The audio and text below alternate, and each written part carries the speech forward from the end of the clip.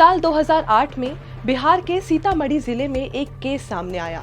प्रेम संबंध के नाम पर शख्स ने एक महिला के पति और बेटे की हत्या कर दी, फिर महिला को जला दिया और उसकी 14 साल की नाबालिग बेटी के साथ 3 साल तक यौन शोषण किया। दैनिक भास्कर की इलेक्शन सीरीज अपहरण में ये कहानी सिमरन किडनैपिंग और गैंग रेप कांड की, जो प्रेम के नाम पर अपराध और प्रशासनिक विफलता का कॉकटेल था, जिसने बिहार में दहशत के ग्राफ को और बढ़ा दिया।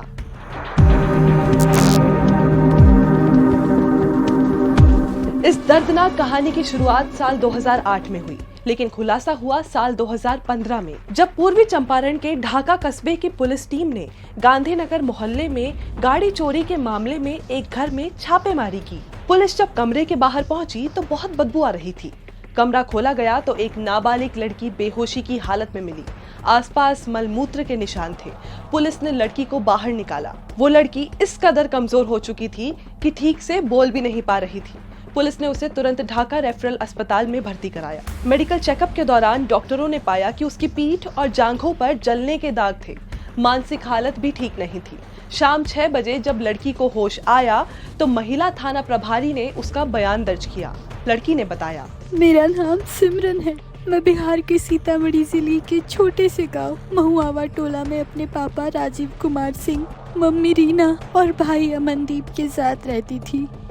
तभी हमारे घर एक शख्स आया और उसने मेरी जिंदगी उजाड़ दी। ये शख्स था मोहम्मद शमीम अख्तर। वो खुद को पत्रकार और समाज सेवी बताता था। कुछ ही दिन में वो राजीव का दोस्त भी बन गया।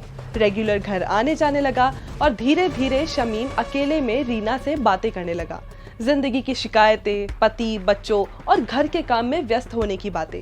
रीना बीच बीच में चुप हो जाती, मुस्कुराती, लेकिन वो भीतर से असहज महसूस करती थी। कुछ वक्त बीतते ही गांव वाले भी दबी जुबान में बातें करने लगे। रीना और वो पत्रकार कुछ ज्यादा ही मिलने लगे हैं।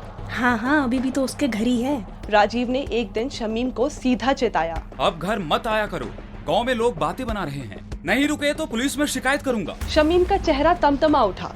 वो चला गया, लेकिन उसके हाव भाव से साफ था कि वो किसी भयानक वारदात को अंजाम देने के इरादे से निकला था। सिमरन ने अदालत और पुलिस को बताया, 2008 में शमीम अख्तर ने मेरे पिता की हत्या कर दी। उनका शव खेतों में मिला। फिर उसने मेरे भाई को मारा। अब घर में हम 2 ही लोग बचे थे। शमीम मेरी माँ पर शादी का दबाव बनाने लगा। उन्होंने मना कर दिया तो उन्हें भी जलाकर मार डाला। फिर मुझे उसी घर में बंद रखा और अपने 5 साथियों राजू मियाँ, इसरार मियाँ, माजिद, अमित और चंदन के साथ यौन शोषण करता रहा। मुझे नशे की गोलियां, इंजेक्शन देते थे। जिस कमरे में मैं बंद थी वहाँ न खिड़की थी न बिजली पानी। धमकाते थे कि अगर भागी तो माँ की तरह मुझे भी जला देंगे। सिमरन के बयान पर पुलिस ने तुरंत पॉक्सो एक्ट के तहत मामला दर्ज किया और उसे शेल्टर होम भेजा। 3 महीने तक मनोचिकित्सकों ने उसकी काउंसलिंग की। मई 2015 में एक एनजीओ की देखरेख में उसकी पढ़ाई फिर से शुरू हुई। एफआईआर के बाद ढाका थाना और महिला थाना की संयुक्त टीम ने आरोपियों की तलाश शुरू की। फरवरी 2015 की सुबह राजू मियाँ और चंदन खिरबी टोला गांव में एक रिश्तेदार के घर छिपे हुए मिले। ढाका थाना प्रभारी ने मीडिया को बताया। गांव वालों की मदद से दोनों की गिरफ्तारी हुई। 2017 में मामला कोर्ट में पहुंचा।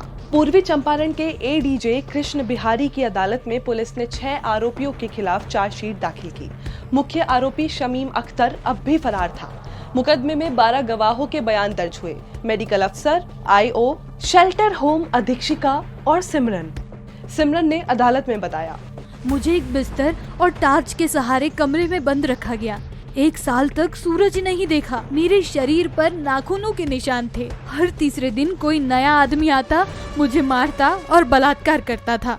सुनवाई के बाद जुलाई 2022 में जज ने फैसला सुनाया। राजू मियाँ और इसरार मियाँ दोषी पाए गए और उन्हें फांसी की सजा सुनाई गई। बाकी आरोपियों चंदन, माजिद और अमित को सबूतों के अभाव का हवाला देकर बरी कर दिया गया।